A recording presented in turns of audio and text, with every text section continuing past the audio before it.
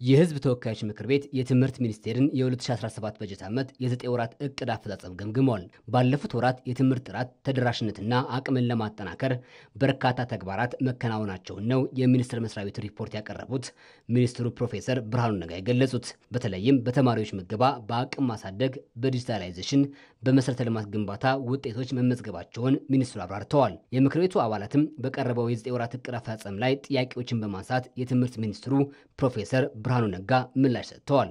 በ2017 የትምህርት ዘመን በአጠቃላይ የትምህርት ዘርፍ ከእቅዱ 7.2 ሚሊዮን ወይም 22.4% የሚሆኑ ተማሪዎች ወደ ትምህርት ቤት ማምጣት ያልተቻለና እስካሁን 5354 ትምህርት ቤቶች ማስተማር ባለመጀመራቸው ችግሩን ለመፍታት ምን እየተሰራ ይገኛል?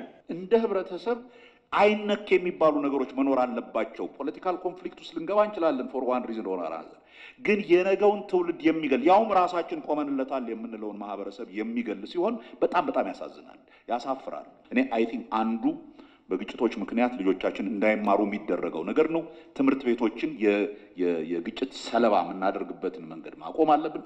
ኤቭሪ ሳይድ እኔ አም ኖት ቴኪንግ ሳይድስ ሁሉንም ነው አቁሙ ማለት ያለብን። እንደዚህ አይነት ነገር ውስጥ መገባት የለበትም። ቢኮዝ ይሄው አሁን የምንነጋገርበት ምክንያት it is because it has become የህብረተሰብ ዕዳ፣ የአገር ዕዳ ይሆን የሚቀጥለው ትውልድ ዕዳ ይሆን ስለሆነ የኢትዮጵያ መምህራን እየተከፈላቸው ያለ ደሞዝ ልጆቻቸውን አብልተው እንዳያሩ፣ ልጆቻቸውን እንዳያስተምሩ፣ ልብስ እንዳይቀይሩ የሚያደርግ ነው።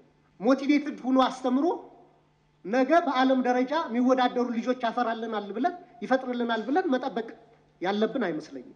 ዋናው ማድረግ ያለብን አትሊስት ከችግር የወጣ ሙያ እንዲሆን ማድረግ ነው። ሙያው ሌላ ተጨማሪ አድቫንቴጆች አሉት።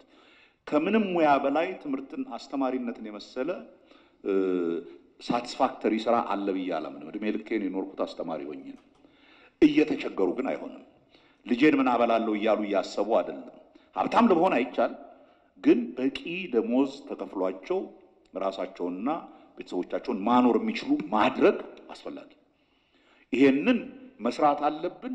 ይሄንን በሚመለከት ቁጭ ብለን ቅድም ያልኩትን አይነት የፊስካል እንትኑን ጠብቀን መንግስት ደሞዝ ጨምሮ ሪሊ ያደርገዋል ወይ ብለን ስናስብ የረጅም ጊዜ ህልም ሲሆንብን ነው። እስኪ ምናልባት ቢያንስ እንደው መኖሪያ ቤት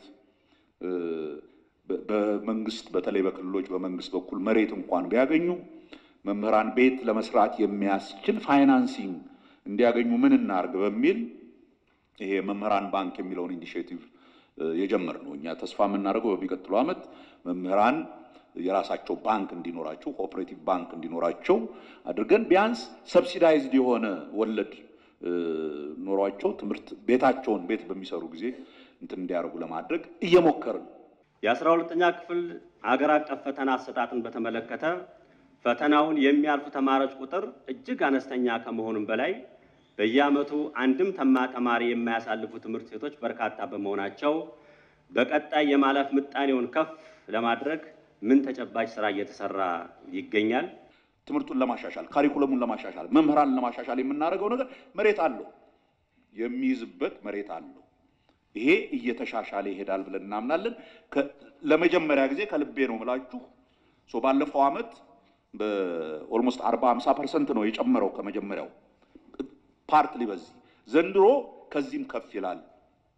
ከ5.5% አካባቢ ነው ያሳለፍነው። ከዚህም ከፍ ይላል ብያለሁ። ኖት ቢኮዝ ገና የትምህርት ሪፎርም ላይ የምንሰራው ስራ ብዙ መስመር ያዘ ሳይ ይሄ ራሱ ለካ ትምህርት ተጠንቶ ነው አንብቦ ነው አውቆ ነው እንጂ ዝም ብሎ አይታለፍም የሚለው ነገር ራሱ ሲግኒፊካንት የሆነ ሳይኮሎጂካል ኢንቫይሮንመንቱን ቀይሮታል። ባለፉት 9 ወራት ከ6800 በላይ ትምህርት ቤቶችን መገንባት መቻሉና ከ22000 በላይ ደግሞ እድሳት መደረጉን ተገልጿል።